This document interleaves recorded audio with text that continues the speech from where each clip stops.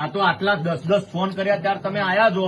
તમારે ના આવું હોય તો છોકરાને મારે ગાડી બેસાડી મારે ઘેર રાખું, કાલ સવારે હું ગાંધીનગર લઈ જાઉં. પછી કહેવા ના આવતા કેમ આવું થયું એમ. તમને એવું લાગે કે ધવલસિંહ ખરાબ છે, પણ ખરાબ બનાવો છો તમે અમને. આટલું બધું તો ના થાય ને. ઊંચો તો છોકરો છે, એની જિંદગી તમે પૂરી કરી નાખી. અરે 24 કલાક થી રોવે છોકરું. રોવે તો બરાબર. આટલા વિદ્યાર્થી મધર બીમાર છે, બ્લડિંગ થાય, મમ્મીને ઊંચી કરીને લઈ ગયા પોલીસ સ્ટેશન. તમે આવો કે છે ઓપરેશન કરાયેલું છે અને માનો તો અમારી પરવારી. ભગવાનની તો શરમ ભરો.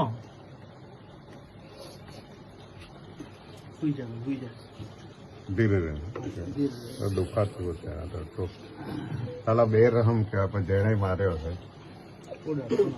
અને હજુ પાછા પેલા તમે સાંભળ્યું ને વસાવા સાહેબ શું જવાબ આલતા હતા? સાંભળ્યું મેં. એવું ના કહેવાય એમ નથી, પણ મોકલું છું એવું કેવું જોઈએ. કમલેશ વસાવા શું નામ છે? એ ખબર છે પણ આવું ભાઈ ના રહી. તને કશું થાય નહીં, થવાય નહીં દીધું. ચિંતા ના કરીશ. એસપી સાહેબ મારો ફોન ના ઉપાડે, માનસી સાહેબ નો તરત ફોન ઉપાડ્યો છું કે ગાંડો ઓછો છું. અરે સમજણ બધી પડે છે. શરમ ભરી એટલે એનો મતલબ એવો નહીં કે નહીં સમજણ પડતી આપણને.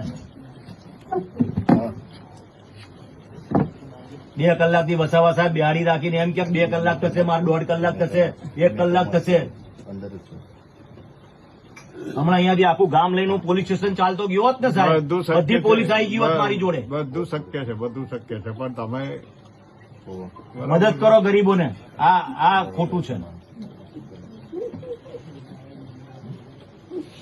અરે ચોરી આ કરે. મને તો પ્રથમ દ્રષ્ટિ આપણને એટલો અભ્યાસ ભગવાને મગજ આલ્યું છે. બરાબર છે. તો આ છોકરો થોડું ચોરી કરે. સાહેબ બાળક જોડે મજૂરી કરાવવામાં શું થાય? હા, એ વાત તમારી વાત સાચી છે. અને તમે બાળકને મારવામાં તમને પોલીસે છૂટ આપી છે? બાળક ત્યાં બહાર અરે પાછી તો તમે વહીવટની ઓફિસ અલગ રાખી છે. ભાઈ રાખી છે કે નહીં રાખી? અલગ ઓફિસ ને પોલીસ સ્ટેશન ની બહાર ને વહીવટ કરવાનો, મારવાના, રિમાન્ડ લેવાનું બધું ત્યાં રાખ્યું છે.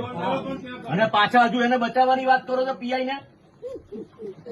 મારા આ છોકરો મારો છે, સમજી લેજો. આ બધા તમને પોલીસ વાળાને કહી દઉં છું, મારો છોકરો છે. કાલે એને ટોર્ચરિંગ થયું ને પરિવાર ઉપર, હું અમદાવાદ લઈ જઈને હું રાખીશ મારા ઘેર.